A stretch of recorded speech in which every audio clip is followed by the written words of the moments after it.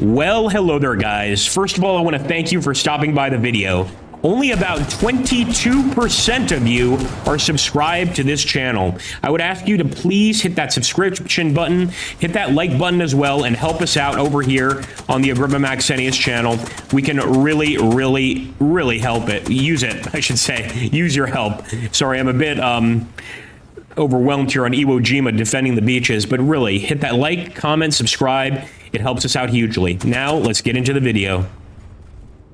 Welcome to Beach Invasion 1945 Pacific. For those of you that like those beachfront games where you need to defend a massive front against waves of enemies, this is your game. And finally, we've got one that focuses on the Pacific theater, meaning you can play either as the Japanese or the Americans in defending islands in this area.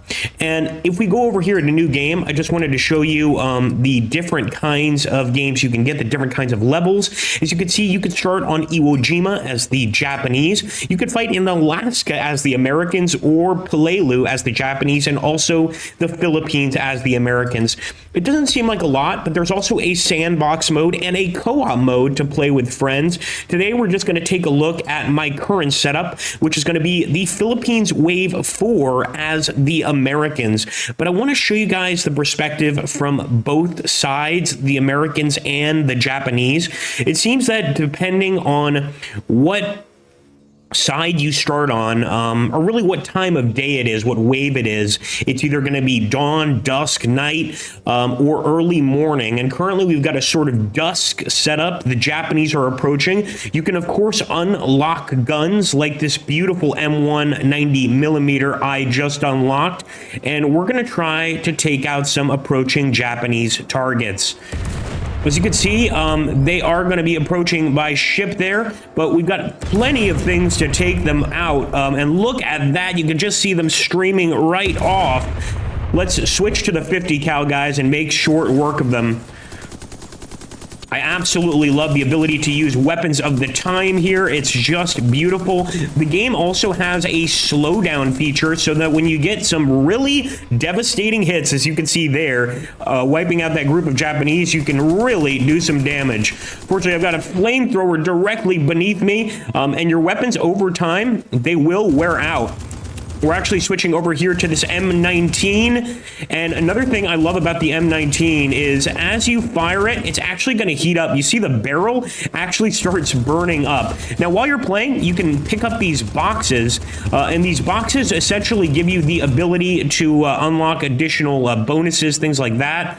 You know, could be anything from extra defense to extra repairs, to maybe poison gas. Really just so many different things you could unlock.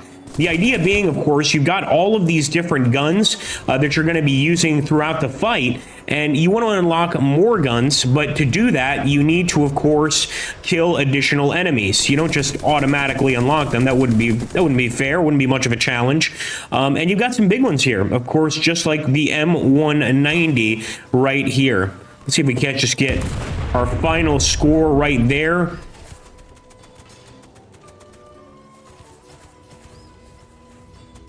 There we go.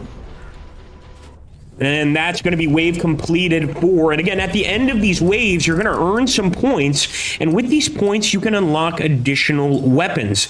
I've been wanting to try out this 6-inch right here, M1908. Let's see what the hell it does. So we're going to go to the next wave. But I don't think it would be fair if I didn't show you things from the Japanese perspective as well. Let's just see what this thing looks like. That is a massive gun, man.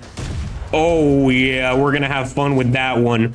Nonetheless, let's jump over to the Japanese side and see what they're on about. Now, of course, the Japanese side has a little bit of a different flavor to it, and I wouldn't have it any other way. We're here on the island of Iwo Jima. We're nicely dug into, as you can see there. We've got another Type 92 up here overlooking the beach. but you can see all of the different guns that we can unlock. I really enjoy the 120 millimeters on either side, but I like the fact you can use the Hago tank, and I especially like that Nambu machine gun. A lot of trash has been spoken about the Nambu, but let me tell you guys, it is an interesting gun to say the least. It's kind of like a Bren where you have to switch out the top once you're done firing it, but man, is it satisfying to get some shots with that Nambu on the enemy. The same is true for the Hago tanks, the ability to control tanks here, because as the waves get progressively more challenging, you're actually going to be facing things like vehicles, tanks, jeeps, etc., half tracks, pretty much anything and everything in between, and you're going to need the heavier ordnance weapons to take all of that stuff out, of course. So far, we're doing pretty well here. Look at us hitting these Marines. And as you can see, we've got that fire bonus, which is going to actually set guys aflame once they get hit. And if they're near groups of other infantry, other soldiers, it actually makes things a lot easier for us. You can see, though, we do take damage, and that's kind of what you're trying to avoid as the waves progress. As the enemy gets closer, you will start taking some additional damage. Over time, you'll also have ships strafing you, firing at range, and you could try to take them out too. Hell, you could even take out the PT boats before they land, although you need a lot of firepower. You need to do a lot of damage to make that happen. Look at that. Is that Avtrac? No, just a Jeep. Took the Jeep out. I'm going to see if I can't take out a few more of these Marines, and they are going to retreat after such a vicious fusillade. So there we go. We're at 30 points, and I am going to choose to unlock a weapon.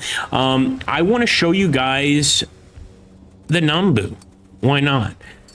This may not have been a good choice, and the reason being because we could be facing armor, things like that in this wave, but I really want to show off the Nambu machine gun. Just look at this thing. You can see it's also growing a bit darker out here. What we need is actually some heavier ordnance, but the way this thing shoots is just... I love that, don't you? And you can even see the new rounds being put in there. I just think it's a fantastic weapon here. Of course, we're waiting for the allies to land, and I think they're about to make landfall somewhere over there.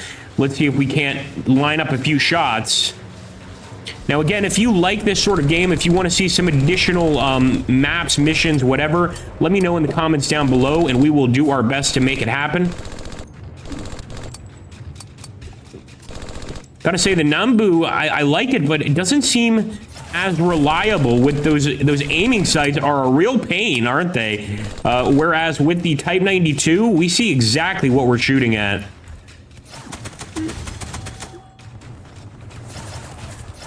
Where are they? Taking shots from elsewhere here. There we go. There we go. Let's switch back over to the Type 92 up here. We've got a perfect view of the battlefield.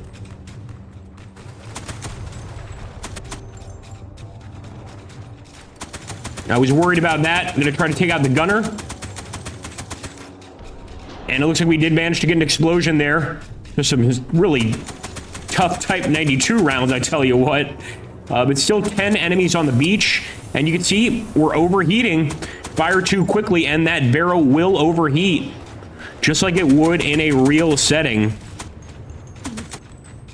right, let's switch back to the Nambu. Got some additional enemies dropping. And actually, I'm going to introduce you guys to the artillery barrage, just something you can call in, or in this case, the mortar barrage. Hopefully, we get some pretty nice hits with that. Nice shooting. So far, that Nambu is putting in work.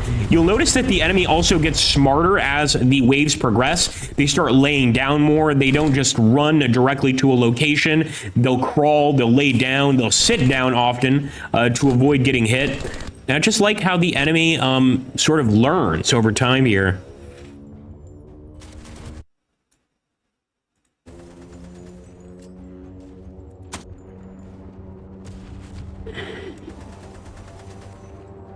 Maybe we'll switch to this one. And there we go, another wave down. Again, when things get too difficult for the enemy, they will get the hell out of there, and we can unlock additional points. This time, we'll go for the Type 96 25mm. What a fun little weapon here. And just take a look at this thing, man. It is...